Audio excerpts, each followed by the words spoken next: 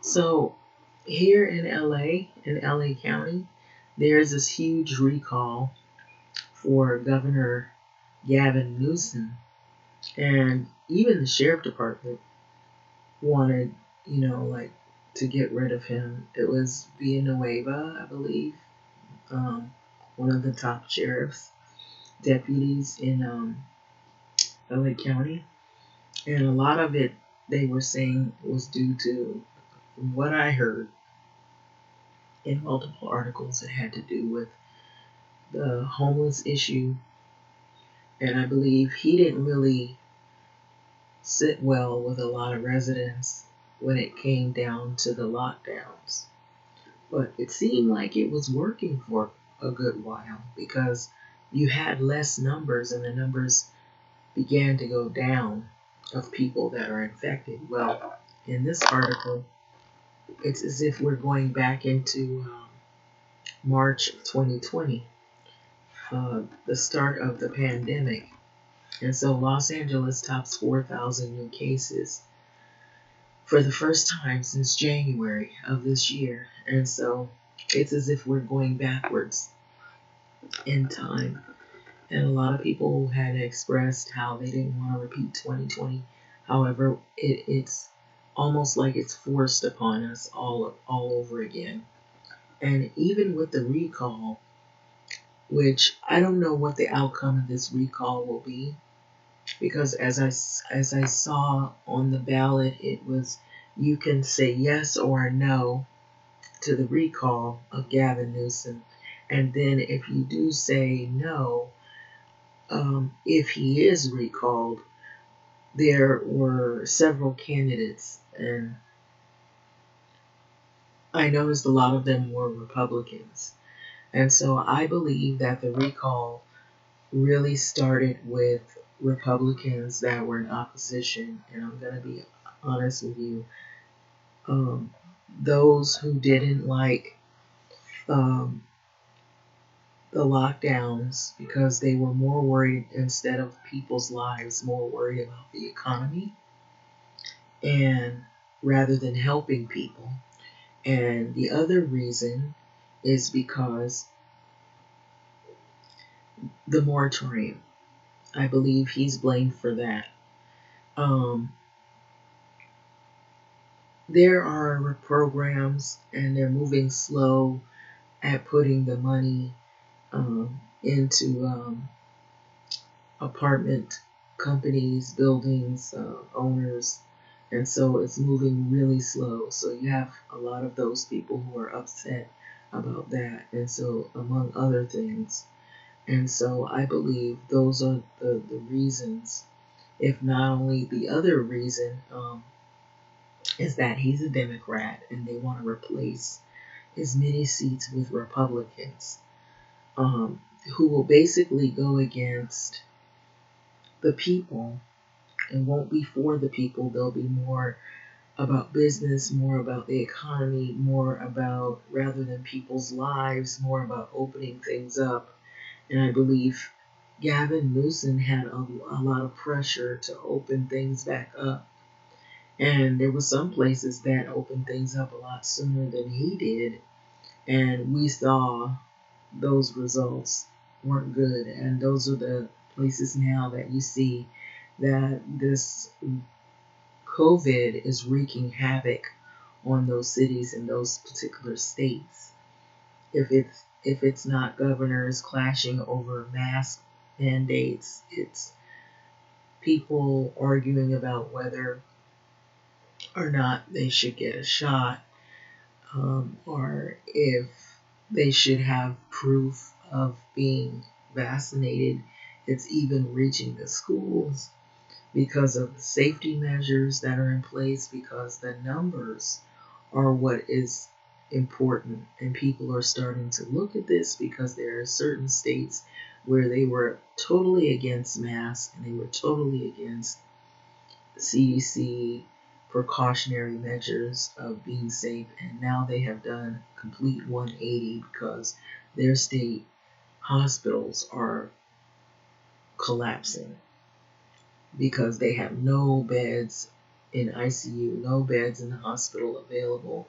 They've even gone so far as to have makeshift hospital tents with additional beds in parking lots and in places that are normally not meant for people that are patients to be uh, sleeping in. And so they have had to find other alternatives. And so here it says Wednesday, LA County reported 4,000 new daily cases, and this was Wednesday, so it's probably a lot more for the first time since January. And so LA County Department of Health confirmed 4,046 new cases of COVID-19 and 34 new deaths. So it is creeping up, and it's like everywhere.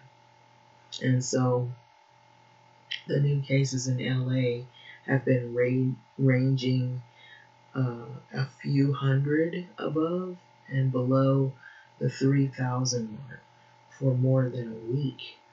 So Orange County saw a big jump in new cases as well. And so their reported is 1,213 new virus cases of infection, and as of today, nearly doubled the number logged Tuesday. And so Dr. Regina Chincio Kwong, Deputy Health Officer of Orange County Health Care Agency, cautioned against reading too much into the infection rate on a call with reporters, sponsored by Supervisor Katrina Foley, who has been providing daily updates on the Delta surge.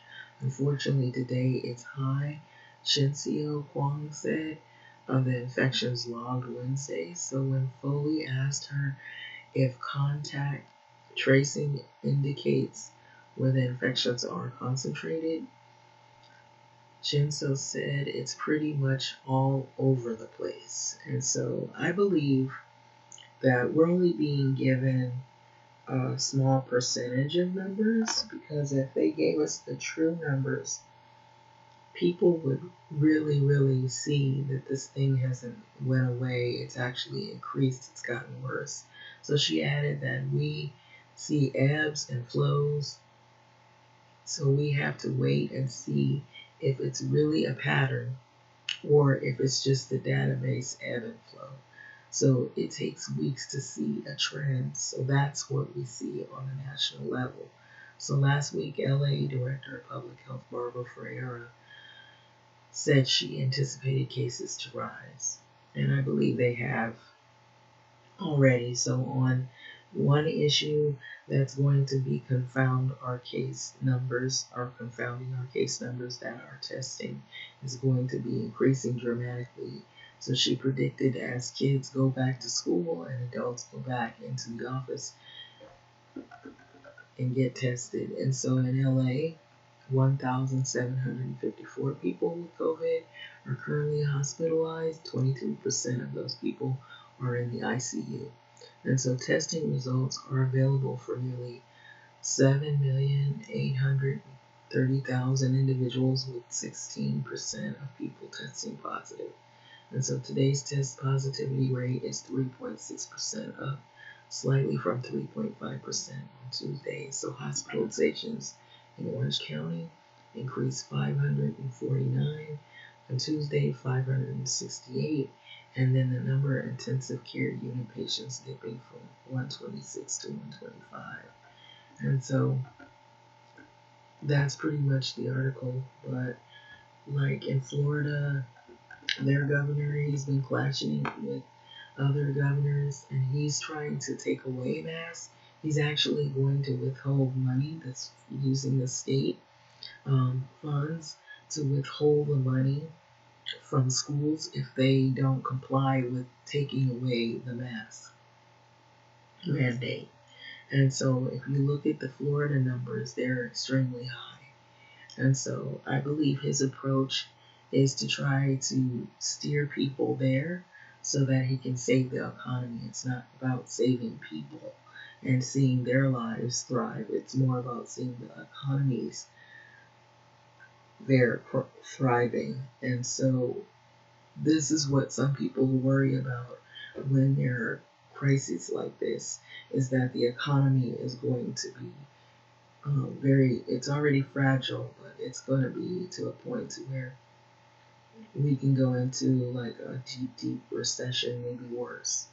And so that's what happens. It's like when sickness is all around us, and disease, people have, in order for them to work, they have to be well enough to work. And so if people are sick or they're not able to breathe, they're not able to function, then those people are not able to work. Then that's going to affect your economy either way it goes. And so that's what people don't want to see and don't want to hear. But unfortunately, if you don't follow whatever it is that it takes to stay safe, then you're going to have more people in the hospital and in the ICU and more deaths. And that's the way I'm looking at it. It doesn't seem like there's any other way around it. And so I know this country and many other places, a lot of people have their own mindset and their own beliefs. And so I believe that's what's driving all of the oppositions back and forth and the disagreements. And that's what's hindering um, people being successful in fighting this virus. And it's so widespread now because people were so aggressively trying to take away the mask and the protocols of protection that they basically reversed everything, all the efforts of trying to contain this thing or at least get it to um, so low to where, people could function, that we might even be forced to have to close things down, even if we don't want to. But people are still opening things up here in LA County. They're having these big events. I just think it's a scene of disaster and chaos, if you ask me, and that's my opinion. I know others might see it as an opportunity for people to mentally thrive, but if you're sick, if you get sick and then you can't function, your mentality and your sanity is going to be compromised, not only from not being able to participate in your daily activities or functions that you would participate in if things were normal, but you're going to be so sick that you won't be able to participate in those things whether you wanted to or not. And I just feel like people have blown things up to the point to where they're using politics to try to stake their positions, and it is killing people. It's actually killing people. And I know some people will say, oh, it's killing my sanity to be locked down and this, that, and the other. But I feel like the effort and the goal is to try to create enough normalcy so there wouldn't be lockdowns, and to try to go without for a while until the numbers get low enough that maybe they can contain this virus. But because of the fighting and the infighting and the opposition and the people who were so defiant about not following anything to stay safe and pretending like this thing doesn't exist, has caused us to go back into the abyss of 2020, revisit it again. And so I think this has not been productive whatsoever.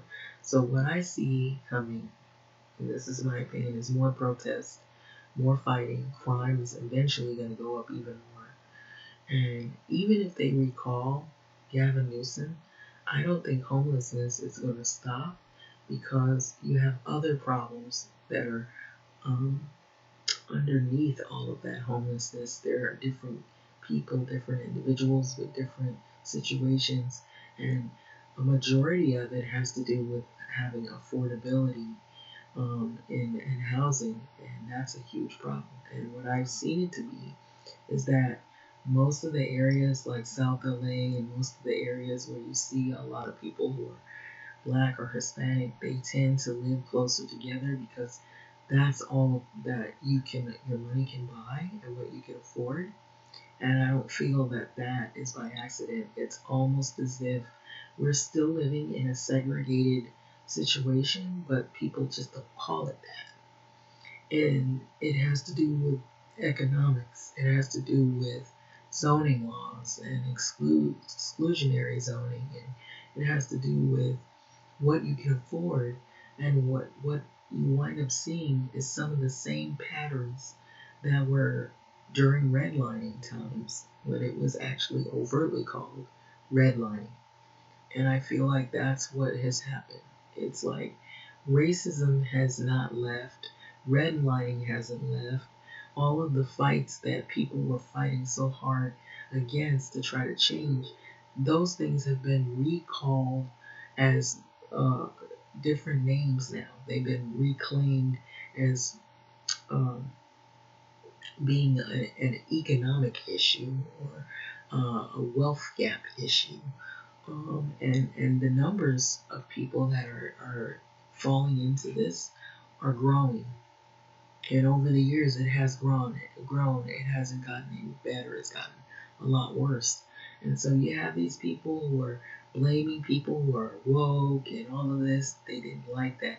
You know why? Because I feel, this is the honest truth, I feel like people don't want to hear when you talk about people who are suffering and inhumane treatment against those that are able to have more money and they have more resources. And so whenever you have larger numbers of people almost saying the same things, talking about how they're suffering, how they're going through not being able to find affordable housing.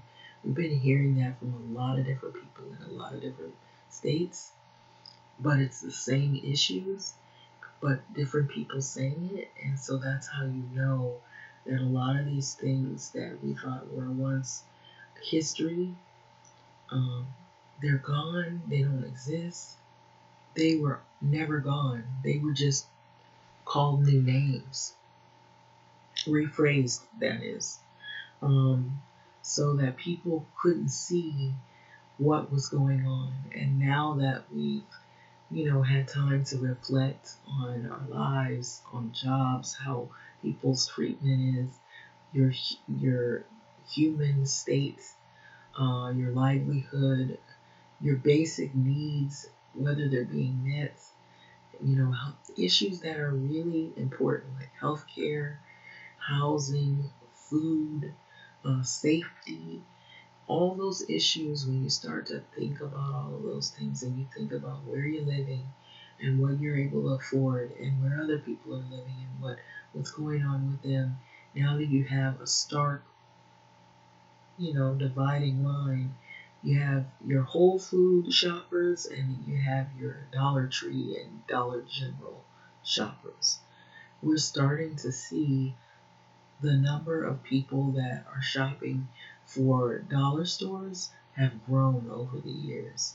And you have a select group that can shop at these high priced, overly priced grocery markets and buy homes, sell homes, move out of another home, buy another home. And we see this and we see it to be very truth telling that there is a problem with um, inequalities and disparities among people of color versus people who are living as if there is no pandemic. They have an option to, stay in their home and work at home, and they can have less contact with, people. And then you have other people who have jobs where they can't really just stay at home. They have no other choice but to go out and work because they're trying to keep their place where they do stay so that they won't be more behind in rent. And so it affected a lot of people with also the lockdowns where they had to go without paying rent or paying the regular amount of rent for a while. And so that's caused people to be behind. So I believe this moratorium is supposed to end at the end of September. Um, I believe so. I'm not for sure. But I'm thinking that the reason why they were extending it is to try to see if they can get the monies out to people who really need it before it ends. And then I don't see that they were going to extend it anymore. But I think the fear is that because there's this surge again, that jobs will be shuttered again, and that this moratorium will never come to an end, and that a lot of these owners are going to be affected where they're not going to receive payment. I know that some people are making payments. Some people are not as far behind as others, but still behind enough that there's the worry that maybe their job will close because of this surge. Everybody's going through something. There's not a person that hasn't been affected in some kind of way, even if it's going to your job and finding out that you have to get tested every week, or you have to have a shot, or you have people that are newly losing their jobs, new people losing their jobs who probably work for years, and they might be making an option to retire because they refuse to get inoculated because their job is requesting it. And so it has affected a lot of people. And so with that, you're going to see more people be really irrational and irate and angered because things are not functioning as normal. Nothing has never been as normal as it was before all of this took place. Before I say, well, it was March of 2020. It's when it seemed like it was starting to get more pronounced that there was an issue with this virus. But I really don't honestly think things will be ever back completely to normal, because you also, outside of the virus, have all these other issues going on with climate change that I'm hearing is not really reversible on all levels. There's some things that people and steps they can take to reverse some of it, but not completely. I think damage has been done on a lot of that. I think they're just saying it pretty lightly because they don't want to freak people out, but we are seeing floods and a lot of fires that just don't make sense. Some we know were started, and then some of this is started too. And I'm not trying to be mean, but I think some of those fires are started from homeless people cooking out because they're living in those areas because there is nowhere else for them to stay. And we've had some laws, some rules saying that they couldn't be in front of certain public places. So they've moved into like mountain areas. They live in tents, like they're camping permanently. And when they're cooking in that dry brush area, it's bound to catch fire. There's certain plants that if they get heated enough, they can begin to catch fire. I know you think that's not true, but if you read about certain plants, there's some plants that can actually, if they are in the right environment, they can be incendiary all by themselves. And so that's why they worry about dry brush area. Have you ever heard before all of this stuff was going on, even with people living in areas and starting fires, that they were worried about clearings that were really dry? Because now what we have is climate change. If there's heat waves, and if the area is really, really dry, and you have certain plants that all it takes is just enough heat to get them to start a spark, and then they're automatically able to just ignite every stretch of that area. Then those places are harder to put those fires out. They have to contain them. They can't really just put water over them and put the fire out. If it's really huge, they try to make it like a circle around that area to try to put fire retardant and other chemicals to try to contain that fire so that it doesn't spread to homes and communities. So that's what's happened with some of those huge fires.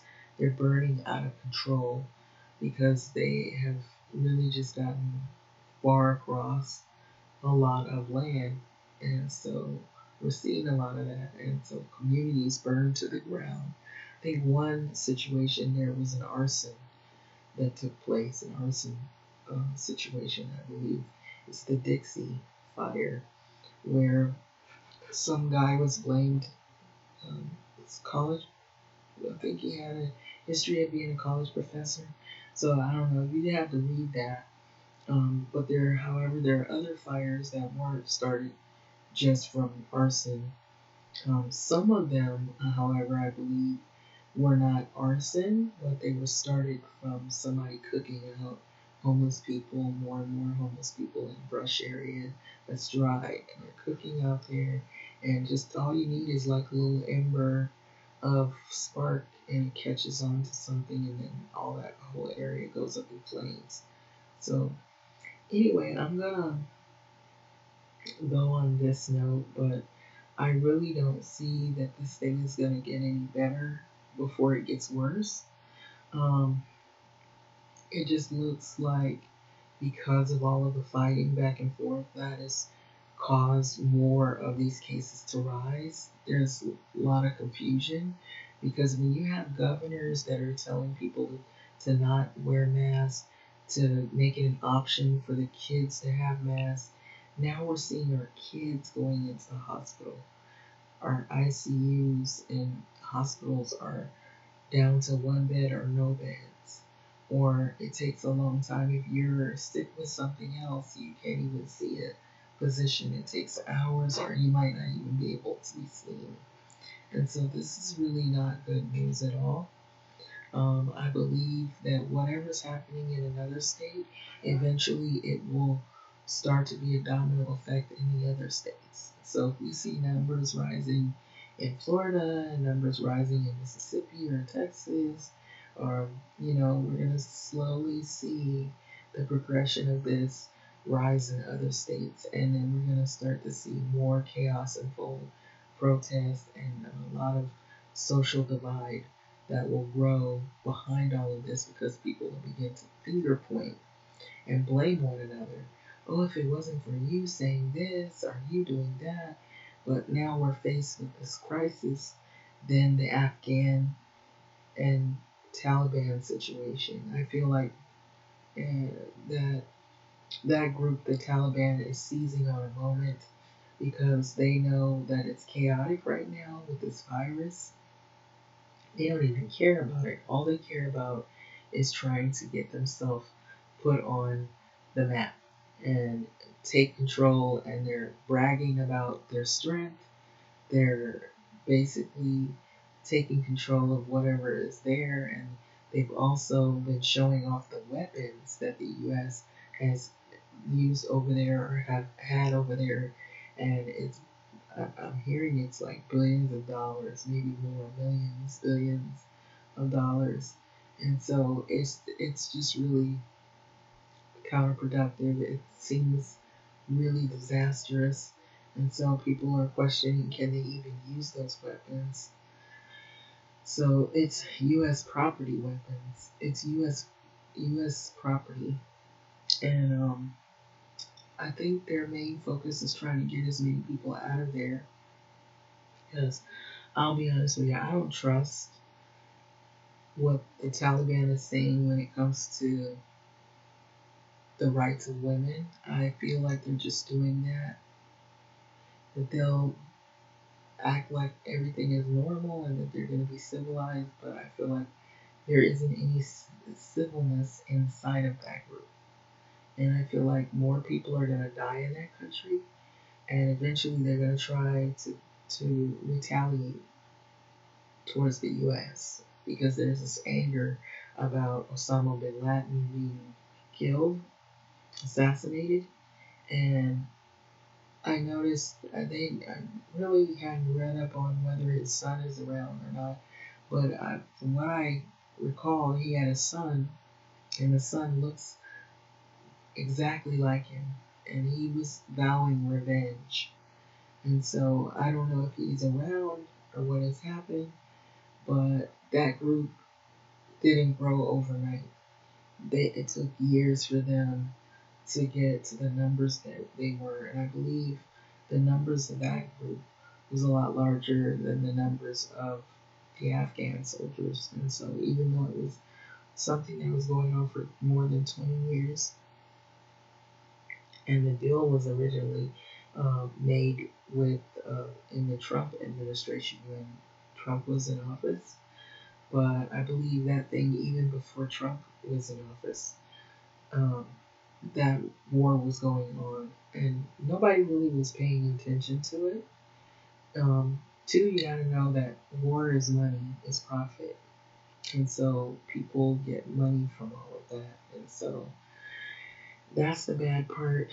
But I feel like it's gonna backfire because when you do things and you don't prepare for what ifs, which what ifs, a lot of those have been becoming realities lately. That's when you put yourself in a vulnerable spot.